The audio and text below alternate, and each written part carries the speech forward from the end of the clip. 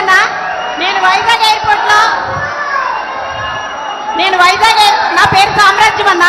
నేను వైజాగ్ ఎయిర్పోర్ట్లో fusion food సంబంధించి కోడికత్తి సీను చేసిన దానికి సంబంధించి ఎయిర్ క్యాటరింగ్ లో చీఫ్ సెక్యూరిటీ ఆఫీసర్గా చేస్తున్నానన్న. నేను అప్పట్లో వాళ్ళు టీడీపీ వాళ్ళని చెప్పి తెలియక నేను రిక్రూట్మెంట్ చేస్తే వెళ్ళున్నానన్న. నేను జరిగింది ఏంటంటే, ఎప్పుడైతే నేను జగనన్న అభిమానం తెలిసిందో అప్పటి నుంచి వాళ్ళు నన్ను సస్పెక్ట్ చేస్తూ మీరు నన్ను ఏదో ఇన్స్పైర్ చేసి పెట్టారని నన్ను ఫస్ట్ నుంచి హెరాస్మెంట్ చేసుకుంటూ వచ్చారన్న.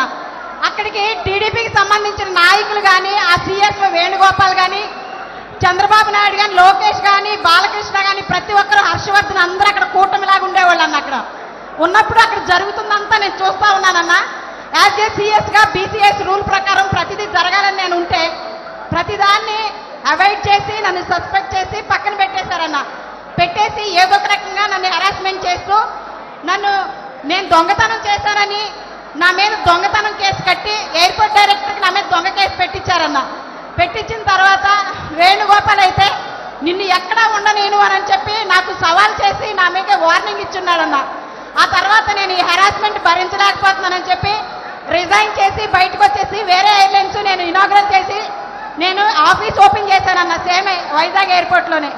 మీ మీద దాడి జరిగిన తర్వాత మేము ఉంటున్న అపార్ట్మెంట్ దగ్గరికి వచ్చి మేము ఉన్నామని ఎంక్వైరీ చేసి మా అపార్ట్మెంట్ చుట్టూ నెల రోజులు తిరిగారన్న. ఈ దాడి నేను చేపించాను, మీరు నన్ను అక్కడ పెట్టి మీ మీద నేను చేపించానని నాతో చెప్పించడానికి నన్ను చాలా రకాలుగా హెరాస్మెంట్ చేసి మా ఫ్యామిలీ అంతా మమ్మల్ని హెరాస్మెంట్ చేశారన్న వాళ్ళు.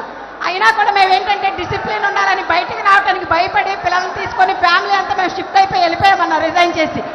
కానీ ఎయిర్పోర్ట్లో ఎప్పుడైతే మీ మీద దాడి జరిగిందో అప్పటి నుంచి నేను చేస్తున్న ఆఫీస్ కానీ మొత్తం తీపిచ్చేశారన్న.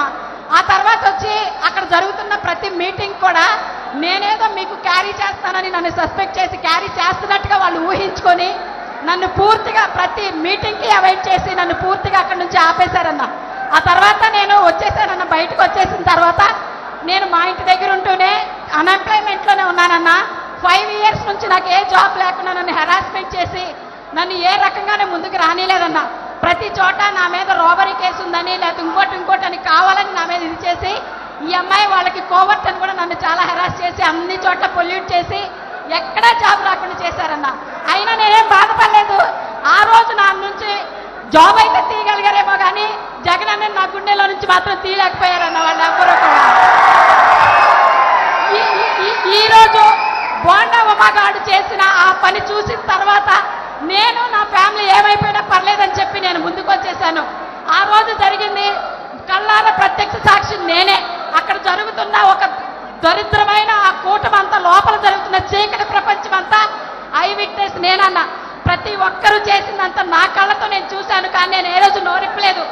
ఈసారి మీ మీద దాడి జరిగిన తర్వాత ఇంకా నేను మౌనంగా ఉంటే ఇంకా నేను అసలు నన్ను నేనే ఉపేక్షించుకోలేదన్న. అందుకే నేను ముందుకు వచ్చి ఈ విషయాన్ని నేను బయటికి చెప్పేశానన్న. అంతేకాదన్నా, బాండవమ్మ అప్పుడు మీ మీద దాడి చేయించినప్పుడు మీరు బస్సులో బాధపడుతుంటే చూస్తుంటే నా గుండెలు అవిసిపోయినట్టుగా నేను ఇంట్లో పడి ఏడ్చామన్నా. మీకేమన్నా జరిగితే భరించే ఓపిక అయితే మా దగ్గర లేదు. నిజంగా ఏది జరిగినా మీరెప్పుడు బాగుండాలి. మీ కాళ్ళ దగ్గర దరిదాపుల్లో కూడా ఎప్పుడు కూడా మహాకూటమైనా కూడా మీ దగ్గరికి రానియు. అందరి తరిమి కొడతామని చెప్తామని తెలియజేస్తానా. మీరు బాగుండాలి. ఎప్పుడు మీతో కలిసి ఈ యుద్ధంలో ధైర్యంగా పోరాటానికి మేమంతా సిద్ధమని చెప్పి మీకు తెలియజేస్తానన్నా. నేను మీ చెల్లినన్నా, మీరంటే నా పంచ ప్రాణాలన్నా. మీ అందరికీ మీరెప్పుడు బాగుండాలని దేవుడిని కోరుకుంటానన్నా. ఈ యుద్ధంలో మీతో కలిసి మేమందరం కలిసి సిద్ధమన్నా. ఎంత అబ్యూస్ చేసినా, మమ్మల్ని ఎంత బాధ పెట్టినా, మాటలు చెప్పలేనంత విధంగా సోషల్ మీడియాలో మా గురించి పోస్టులు పెడుతున్నా కూడా మేము పట్టించుకోలే. మాకు కావాల్సింది మీరు. మీ గురించి మేము ఎప్పుడు అలాగే భరించాలనుకున్నాం. మేము పట్టించుకోలేదన్నా. మీరు బాగుంటారు. మళ్ళీ మళ్ళీ మళ్ళీ మీరే సీఎం అన్నా. జై జగనన్న, జై జగనన్న, జై జగనన్న.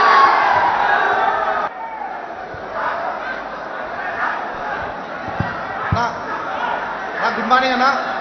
నా పేరు మల్సాని అనిల్ కుమార్ రెడ్డి అన్న. మా తమ్ముడు పేరు మల్సాని భరత్ కుమార్ రెడ్డి అన్న. నేను అన్నమయ్య జిల్లా రాయచూడి నియోజకవర్గం ఇక్కడ వచ్చా అన్న.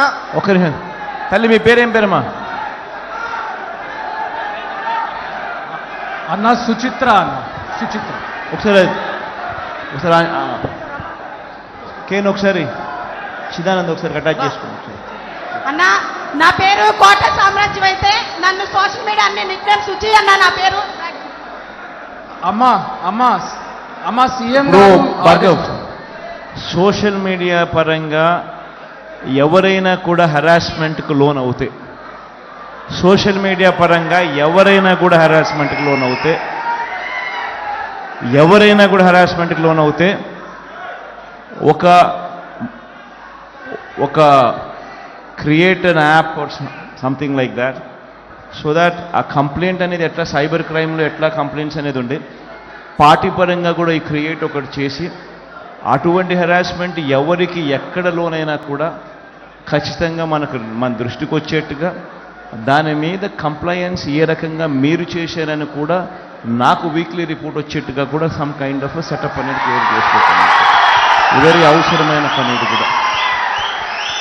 మీ అందరికీ కూడా నేను ఒకటే చెప్తా ఉన్నా, అవతల వాళ్ళు మన మీద దాడి చేస్తూ ఉన్నారు అని అంటే ఒక సుచిత్ర మీద కానీ, లేకపోతే ఒక గీతాంజలి మీద కానీ, లేకపోతే ఇంకొకరి మీద కానీ లేదా సాక్షాత్తు నా మీదనే ఈ మాదిరిగా దాడి చేస్తూ ఉన్నారు అని అంటే దాని అర్థం ఏమిటి? దాని అర్థం విజయానికి మనం అంత చేరువుగా ఉన్నామని, దాని అర్థం విజయానికి వాళ్ళంత దూరంగా ఉన్నారు అని. ఇది వాళ్ళ ఆక్రోశము, ఇది వాళ్ళ అజీర్ణత అని చెప్పాలి.